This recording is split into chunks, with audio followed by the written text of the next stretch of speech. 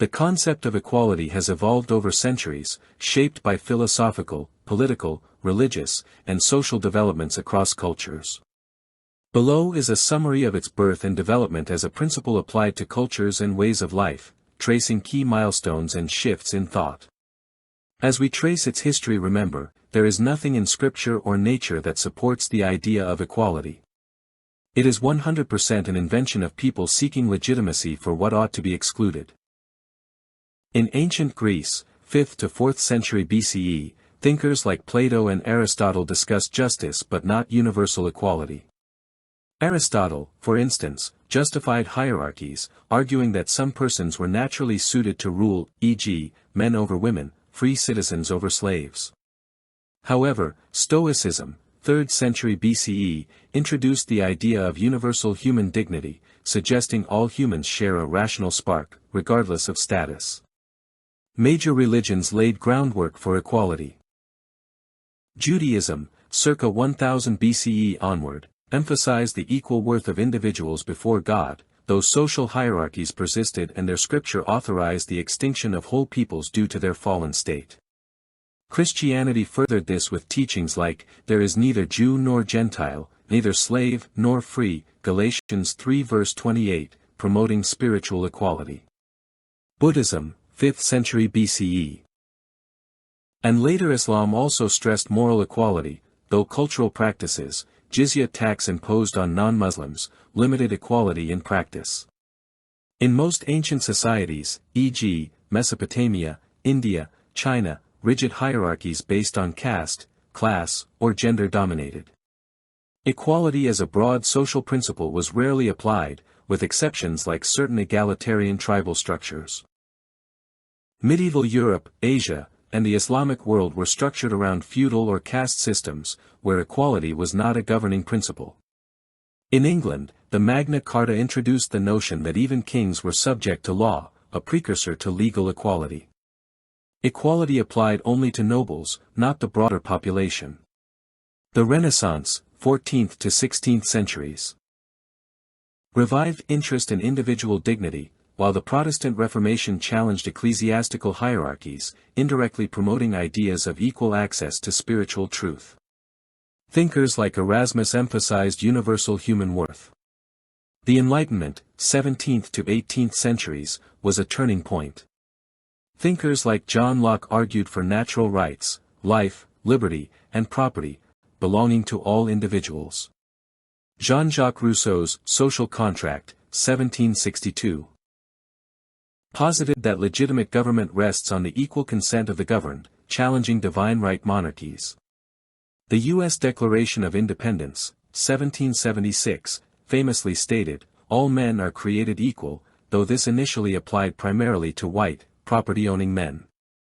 The French Revolution, 1789, advanced liberty, equality, fraternity, inspiring broader demands for political and legal equality, though women and marginalized groups were often excluded. The 18th century saw growing calls to end slavery, driven by Enlightenment ideals and religious moralism, e.g., Quakers. Early abolitionists framed slavery as incompatible with universal human equality. The 19th century saw the spread of democratic ideals.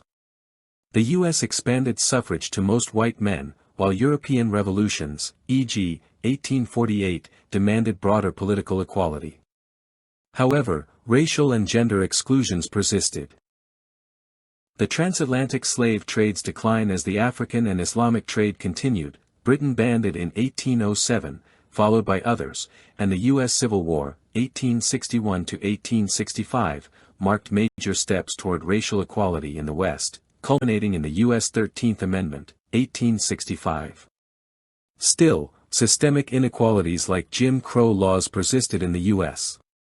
The Seneca Falls Convention, 1848, in the U.S. launched the women's suffrage movement, with figures like Elizabeth Cady Stanton demanding equal rights. Similar movements emerged in Europe, though women's voting rights were not widely achieved until the 20th century in the West. These rights are still not won in many Islamic nations. Karl Marx and others critiqued economic inequality under capitalism, advocating for classless societies.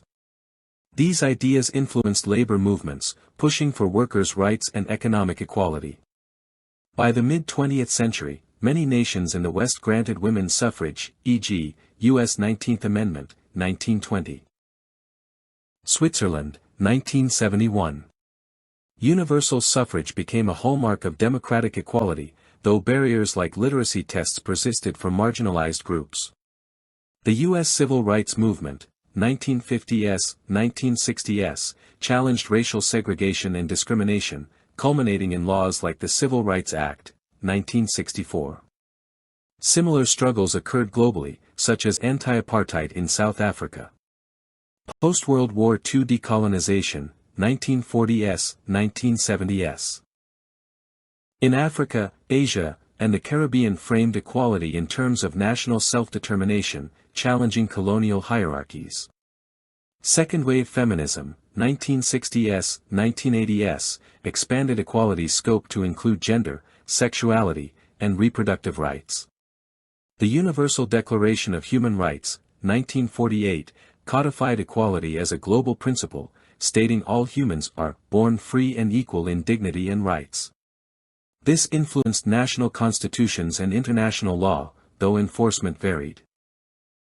The concept of intersectionality highlighted how race, gender, class, and other identities intersect to create unique inequalities. This shaped modern activism, addressing systemic issues across multiple axes.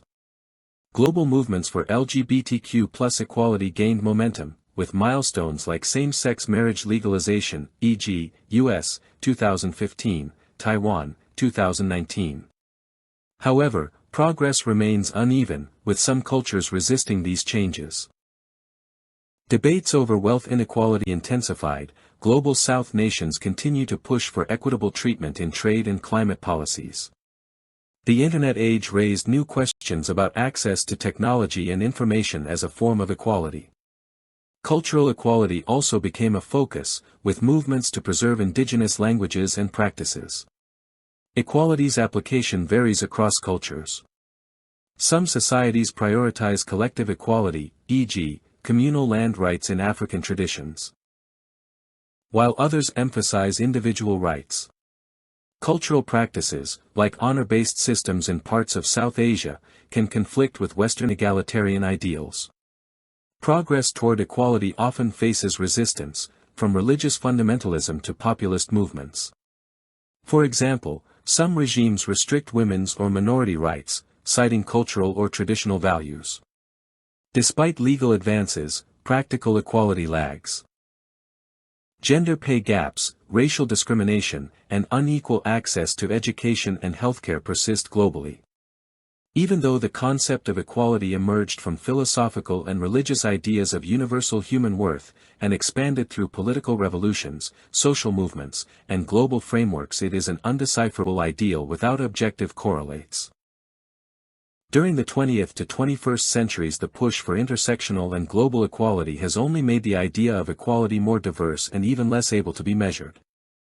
The first point that must be established is the artificiality of the equality idea. There is nothing in scripture or nature that would suggest all persons are equal. The less stated truth is that the arguments for equality really hinge on arguments to the effect that we as individuals have no right to treat others as less than ourselves.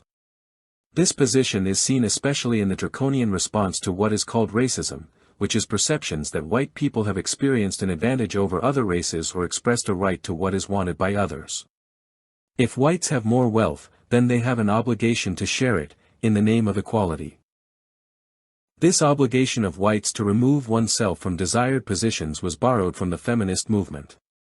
Feminists argued that better jobs and more wealth in the hands of men was an indication men had victimized females. In the minds of liberals, a white person who appeared to have a higher income, status, or position than a non-white was evil and an oppressor of marginalized groups. This is not a novel idea, and it did not arise from a vacuum. It is this same sort of thinking that has held back nations for many generations. Equality is a scam in that it assumes a disparity is the fault of something other than the one who has failed.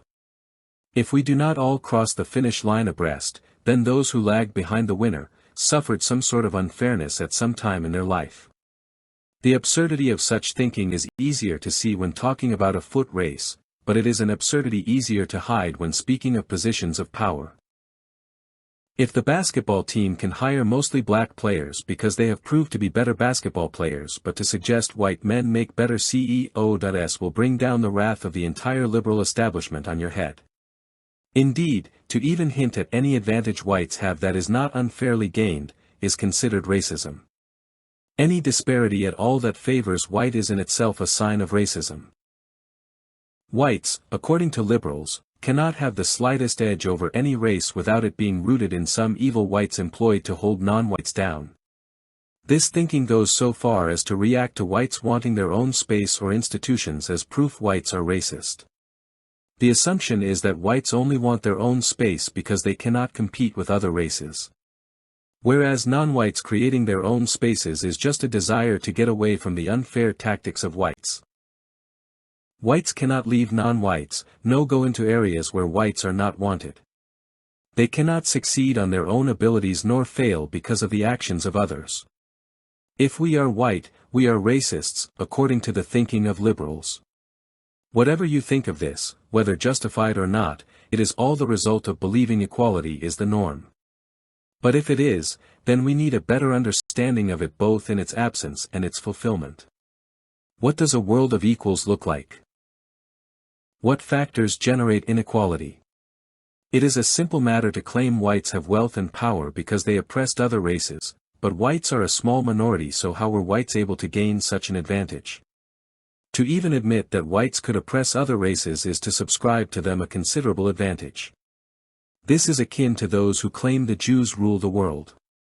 That means Jews have almost superhuman abilities. Such a small number of persons could never have the power ascribed to the Jewish people without abilities far beyond that found in any other race.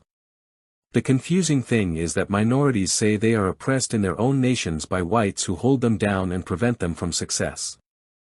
Their solution is to come to white nations for better opportunities. The reality is this: blacks are the biggest enemy of black success, Indians are the greatest impediment to the advancement of India, and Muslims hold back Muslim civilization more than any other group or factor. But this is an inconvenient truth.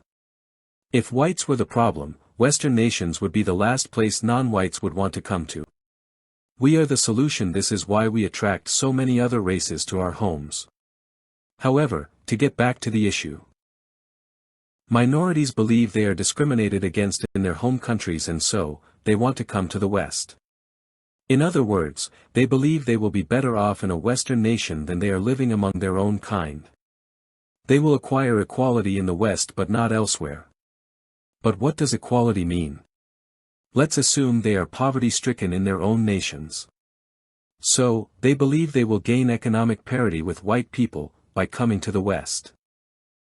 In this sense, equality is measured by income. But what if they lack education and proficiency in the language?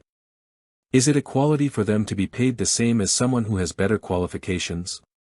Is it right they obtain the same standard of living as a family that has lived generations in the country and amassed capital over many years? Equality is in many ways the obverse of racism. If one is unequal, it is because of racism, and to eliminate racism requires the achievement of equality. But how do we eliminate racism without totally focusing on race? This means we reject concern for a person's character and focus solely on the color of their skin. But equality goes even further than this, because not only are we focused on skin color to achieve equality in every other area, but we are required to eliminate concerns for character and every other factor that might cause a difference in results, such as the existence of a father in the home. If we focus on equality, every other variable is nullified and removed from the equation. Education, history, genes, family, work ethic, accountability, time management, and so on, no longer matter. All that is taken into account is if someone has more of what you want than you do. The fact that someone else has acquired more of what you want means you are in a position of a victim, and this condition can only be made right by those who have more of what you want, giving over what they have that you want, to you. This is the turning of equality into a sacrament. Culture is generated by the individual, by the unique individual. Culture is the consequence of many highly differentiated individuals exhibiting their special talents and skills. To be equal is to be locked in a culture based on foraging.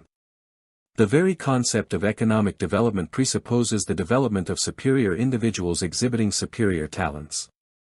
Economic development does not happen in a culture of equals.